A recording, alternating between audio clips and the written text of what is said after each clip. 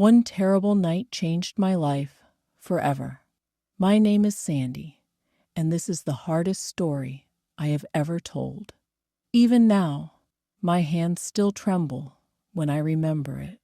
I was 28, living in a quiet, beautiful city with wide streets, tall trees, and small parks filled with sunlight.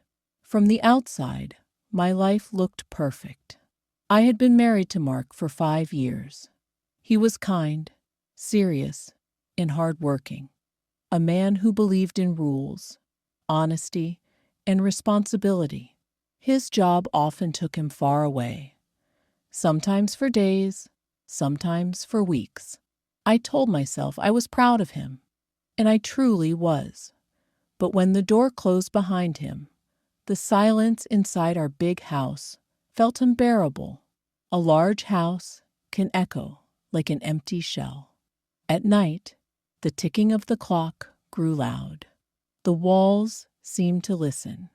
I cooked for one, ate alone, and slept on one side of a wide bed.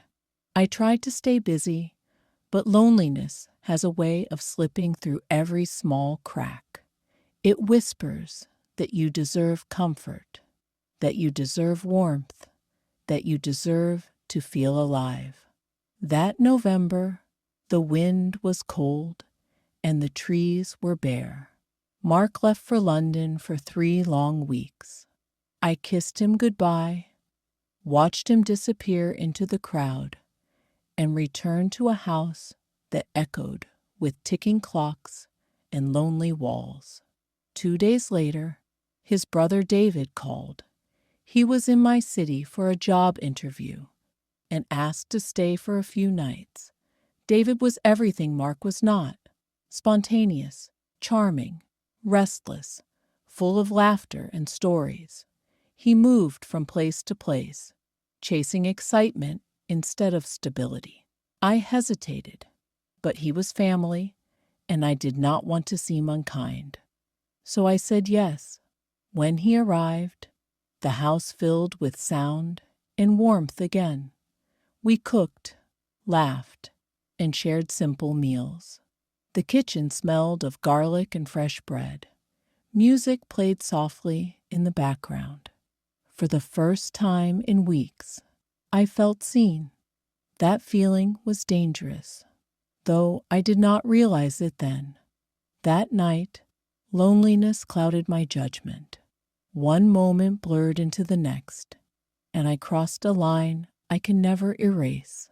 It lasted only hours, but it changed everything.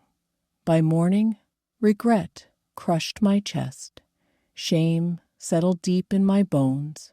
David left, and we swore never to speak of it again. Weeks passed, and I tried to forget, but the body does not forget. When I discovered I was pregnant, the calendar told the truth I was too afraid to face. The child was not my husband's. Panic, shame, and terror wrapped around me like chains. I could barely breathe. When Mark returned, I tried to act normal, but the secret burned inside me. Every smile felt false. Every hug felt like a lie. Finally, I told him. His joy turned into confusion, then shock, then fury, and finally heartbreak. Our marriage ended in shattered glass and broken promises. I left with nothing but a small bag and a broken heart. The man I loved could no longer look at me. His brother disappeared.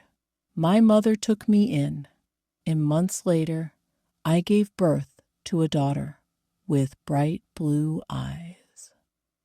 I named her Hope because hope was all I had left. Now, I live in a small apartment and work long hours. My life is harder, simpler, and painfully honest. I measure days in small victories: a full fridge, a warm blanket, a quiet laugh before bedtime. Sometimes I see Mark's face online and wonder about the life I lost. but I hold my daughter close and remember that every dawn brings another chance. Loneliness is dangerous. It whispers lies and offers comfort that turns into lifelong regret. Trust, once broken, never fully heals. If my story can save even one heart from shattering, then my pain has meaning, and this is my truth. I walk forward slowly, carrying both regret and hope, learning to forgive myself, learning to live again, one fragile step at a time. There are nights when sleep refuses to come. I lie awake listening to my daughter breathe, wondering how one choice could divide a life so sharply into before and after. Before, I was a wife who believed in certainty. After, I became a woman learning to survive. The days are long, the work is tiring, yet every smile from my child reminds me that life, even when broken, can still grow something beautiful.